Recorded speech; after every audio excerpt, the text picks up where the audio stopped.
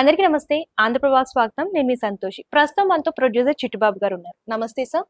నమస్తే సార్, అసలు ట్రంప్ ఏంటి సార్, ఒకసారి సపోర్ట్ చేస్తానంటాడు, ఒకసారి ఏమో సపోర్ట్ చేయకుండా వ్యతిరేకంగా వెళ్తాడు. అసలు అసలు అమెరికా ట్రంప్ ఒకటే కదా, అమెరికా ఎప్పుడు అంతే. అమెరికా డబుల్ స్టాండర్డ్ అది. ఇది ఒక మాట కట్టుబడి ఎప్పటికప్పుడు తన అవసరాన్ని బట్టి నా మాట మారుస్తాడు. గతంలో మనకు పాకిస్తాన్ సపోర్ట్ చేసింది. గతంలో 73 వారప్పుడు పాకిస్తాన్ సపోర్ట్ చేసింది.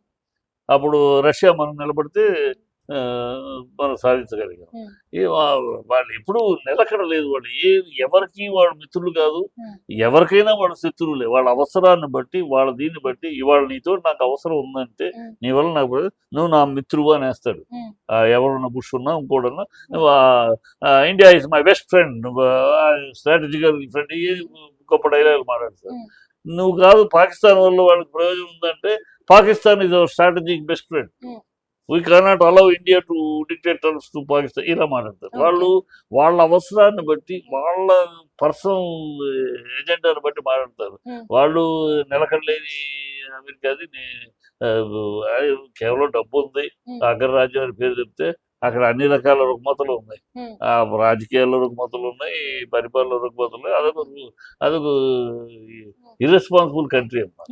ఇప్పుడు మొన్న అన్నాడు మాట్లాడాను, మళ్ళీ నిన్నేమో నేను అనలేదు అంటాడు.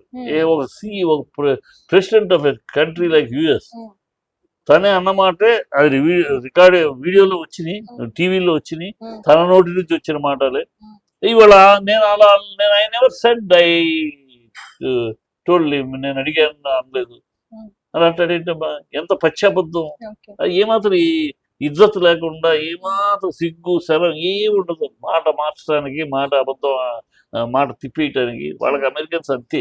అమెరికన్స్ గురించి మనం పెద్దగా వాళ్ళు ఏదో పెద్ద నీతి పరులు, నిజాయితీ పరులు ఒక మాట. రష్యాను అనుకోవాలి, రష్యా ఒక మాట అంటే కట్టుబడి ఉంటుంది. ఇజ్రాయిల్ ఒక మాట అంటే కట్టుబడి ఉంటుంది. ఒక మాట కమ్ వాట్ మే అని నిలబడతారు.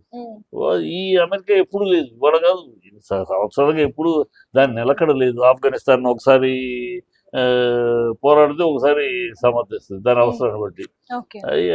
ఏ దేశంతో అంతే దానికి కూడా. ఇప్పుడు సిరియా తోటి బంధం, సిరియా మొన్నటిదాకా టెర్రరిస్ట్, ఇప్పుడు సిరియా తోటి బంధం, వాళ్ళ అవసరం ఇప్పుడు. ఇట్లా అమెరికాని గురించి అనవసరం. వాళ్ళు అవకాశవాదులు, వాళ్ళ అవసరాన్ని బట్టి బంధుత్వాలు, అవసరాన్ని బట్టి స్నేహాలు తప్పితే వాళ్ళ స్నేహాన్ని గురించి మనం అలాగే ఉంటారు అంతే. అంటే ఇప్పుడు మన ఇండియాకి సపోర్ట్ చేస్తున్నానని చెప్పేసి ఇండైరెక్ట్ గా పాకిస్తాన్ కి సపోర్ట్ చేస్తుందా సార్ యుఎస్ఏ? వాళ్ళు కాదు, మనకు పాకిస్తాన్ విమర్శించకపోవడమే వాళ్ళకి సపోర్ట్ చేశారు. వాళ్ళు ఎప్పుడైతే పాకిస్తాన్ ని భారతదేశాన్ని ఈక్వేట్ చేసి మాట్లాడారో అక్కడే వాళ్ళ బుద్ధి, దౌర్భాగ్య బుద్ధి బయట. ఎట్లా ఈక్వేట్ చేస్తావు? నువ్వు ఒసామా బిన్ లాడెన్ ఎక్కడ చంపావు? ఒసామా బిన్ లాడెన్ పాకిస్తాన్ లో కూడా వేటాడి చంపావు నువ్వు. ఎట్లా పాకిస్తాన్ ని మమ్మల్ని కలిపి, ఇద్దరిని కలిపి మాట్లాడుతావు నువ్వు? అది టెర్రరిస్ట్ కంట్రీ, మేము టెర్రరిస్ట్ మీద యాక్ట్ చేస్తున్నాం. సో నువ్వు టెర్రరిస్టులని వేరుపారాయాలని నువ్వు మాకు నిలబడతావా? మా తరపున మాట్లాడతావా? ఇద్దరిని కలిపి మాట్లాడతారు. అది అందుకని ఇజ్జత్ లేని, విజ్ఞత లేని దేశం అది. వాళ్ళు అంతే. వాళ్ళ గురించి ఎక్కువ మాట్లాడి కూడా అసహ్యం వేస్తుంది. ఎందుకంటే ఎక్కడా వాళ్ళు చరిత్రలో ఎప్పుడు కూడా వాళ్ళు ఒక మాట కట్టుబడో, ఒక విధానాన్ని కట్టుబడి లేదు. ఎప్పటికప్పుడు వాళ్ళ అవసరాన్ని బట్టి కుప్పిగంతులు వేస్తూనే ఉంటారు. వాళ్ళని డబ్బు ఉంది కనుక సాగుతుంది అంతే. అగ్రరాజ్యం డబ్బు ఉంది కనుక అంతే. చిచి, వాళ్ళకి అసలు నీతి నిజాయితీ లేని విధానం వాళ్ళు. అంటే యాపిల్ కంపెనీని ఇండియాలో పెట్టకుండా అడ్డుకోవడానికి గల కారణం ఏంటి సార్? అంటే దీని గురించి మీరు ఏమంటారు? అది చాలా తప్పు నిర్ణయం. ఖచ్చితంగా యాపిల్ లాంటి దాన్ని ఇక్కడ ఆల్రెడీ ఎస్టాబ్లిష్ అవుతుంది. దీన్ని తీసుకెళ్ళిపోవాలి, దీని తద్వారా భారతదేశాన్ని దెబ్బ కొట్టాలంటే వాళ్ళ మూర్ఖత్వం. అది కరెక్ట్ కాదు, కరెక్ట్ నిర్ణయం కాదు. చూద్దాం, ఇప్పుడు ఆరంభమే కదా, అది ఎంతవరకు వెళ్తుందో చూద్దాం. ఆరంభం ఒక స్టేట్మెంట్ ఒకటే కదా, ఇరవై నిర్ణయాలు అవ్వలేదు. కానీ జరగదని అనుకుంటున్నాను. ఎందుకంటే వాళ్ళ భారతదేశం కావాలి.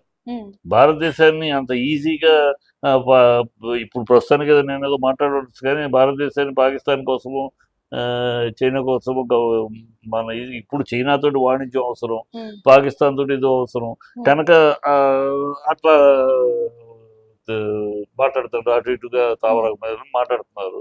రేపు మన అవసరాన్ని ఎప్పటికీ అమెరికా మనం దోసిపుచ్చుకోలేదు, మనతోటి అంత ధైర్యంగా చేయలేదు. మాట అనొచ్చు, Mm. బట్ అంత ఈజీగా యాపిల్ తీసుకెళ్ళిపోతారని నేను అనుకుంటున్నాను.